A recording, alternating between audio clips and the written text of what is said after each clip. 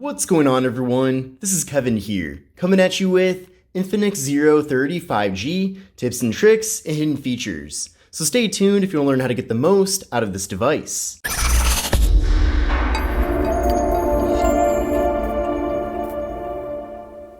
Now, despite being an affordable smartphone, there's a lot of cool things you can do here with the Infinix Zero 5G. And I'm looking forward to showing you my favorites here in this video. Now, one of the most interesting features about this phone is that it actually features a 144Hz refresh rate display.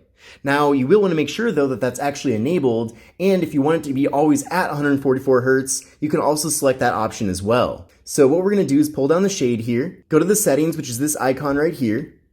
Then from there, you're going to go to display, so right there, display and brightness. And then from there, you're going to go down until you see screen refresh rate. Now I have made sure to select 144Hz, which you can see here means that we're getting an extremely high refresh rate and perfect visual experience. But if you want to save some battery life, you can go down to 120Hz or even down to 60Hz. Or if you want to, you can have the phone auto switch the refresh rate, and by doing this, it'll optimize the device to give you kind of a nice balance of a higher refresh rate, but also better battery life. So you can see, for example, for 60Hz, that'll give you the best battery life possible. But then after you do that, everything still works fine. It's just that the animations are not nearly as smooth when navigating around the phone. So I definitely recommend trying out different refresh rate levels here and choosing which one you prefer. But I definitely like the 144Hz, and I'm personally fine with losing out on a little bit of battery life in exchange for that. Now also in this display and brightness menu, there are some other things I want to show you as well. Now the first one here is dark theme. So by default, the phone is put in light theme, but we'll switch over to dark theme. And it's pretty self-explanatory, but after doing that, everything's a lot darker here. So this is definitely ideal if you're in a movie theater, for example, or maybe it's a little bit later at night and you don't want your phone to be so bright. And if you find yourself using dark theme on a consistent basis, you can even pick a schedule for whether you want it to be in light theme or dark theme. You can also have it coordinate with sunset and sunrise, so that's really cool as well. You can also set it to coordinate from sunset to sunrise, so there's really a lot of options here when setting up dark theme versus light theme. Now another option here is called high brightness mode, so if you select that, you'll see here that the screen will be brighter under strong light to make it easier to see the screen clearly. So if you do find yourself outdoors quite a bit, or maybe on a particular day, you're planning on being outside a lot, and it seems like the phone isn't as bright as you'd like it to be, because of course, being outside does make it a little bit more difficult to see your phone's display, this feature might come in handy. We also have screen timeout. Now I did pick 10 minutes for me, because I've been making a lot of videos about this phone, but you can see that the options here range from 15 seconds all the way up to 10 minutes. So I believe the default is a minute or 30 seconds, but maybe you want to extend that a little bit to 2 minutes or 5 minutes. It's really up to you, but definitely give it a try and see what you prefer.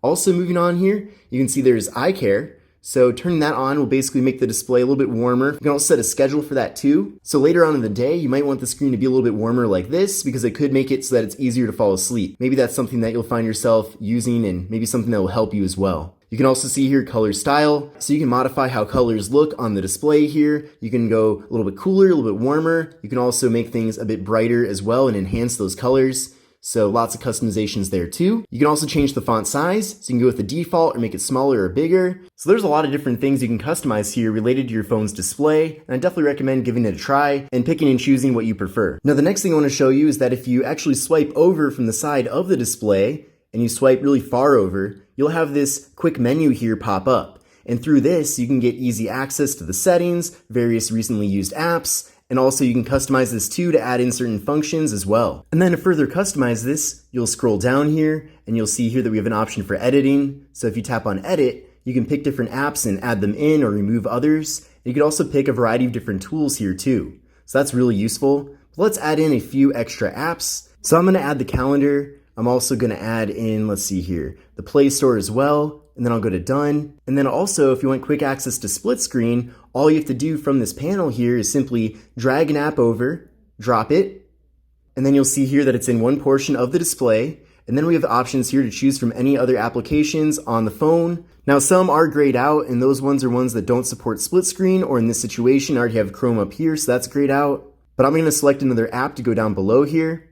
So I've picked this one, and then now you can see it's a 50-50 split. And then if I want one of the apps to completely take over, I can move this middle bar one way or the other completely. Now heading back into the settings, the next thing I want to show you is the special functions menu. So go down to where it says special function, Then from there, you'll see a lot of different options. You can also make some customizations to the smart panel, which I just showed you. So if you go here, you can actually disable that feature if you want to, and then also make a few other changes. But the next feature I want to point out here is called Xclone. So basically, if you have one app, but you want to download a duplicate of that app, you can actually do that here with this feature. So for example, maybe you have two different Facebook accounts and you want to log into both accounts, but you want them to be completely separate on different apps. You can then download a copy of that app. So that's pretty cool and definitely can come in handy in certain situations. We also have action and gestures. So if we go here, there's a lot of different options. So the first one here is called Quick Start. So if you enable that, and then if you do any of these drawings here on the phone, it will then activate that app.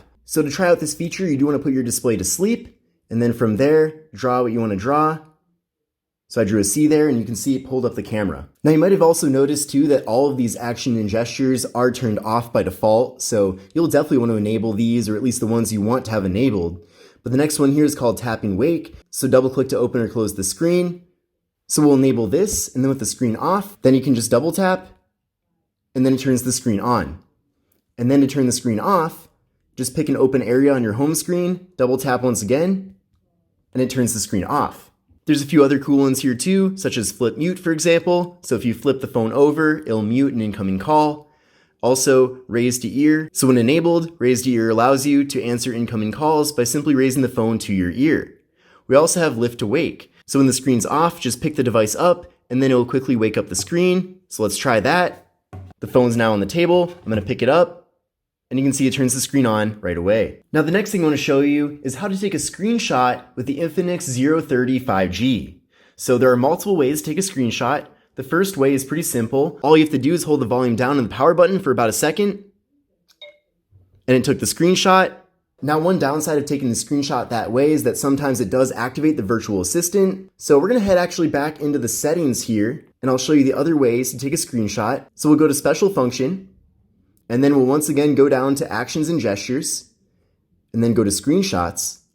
And then these are enabled already, but you can see for a full screen screenshot, you can swipe down with 3 fingers, and then for a partial screenshot, long press with 3 fingers. So we'll try a full screen screenshot first. There we go, it did that. So I think that's a bit easier, honestly, than holding down the buttons. And then if you do want to select a portion of the display, just hold down 3 fingers.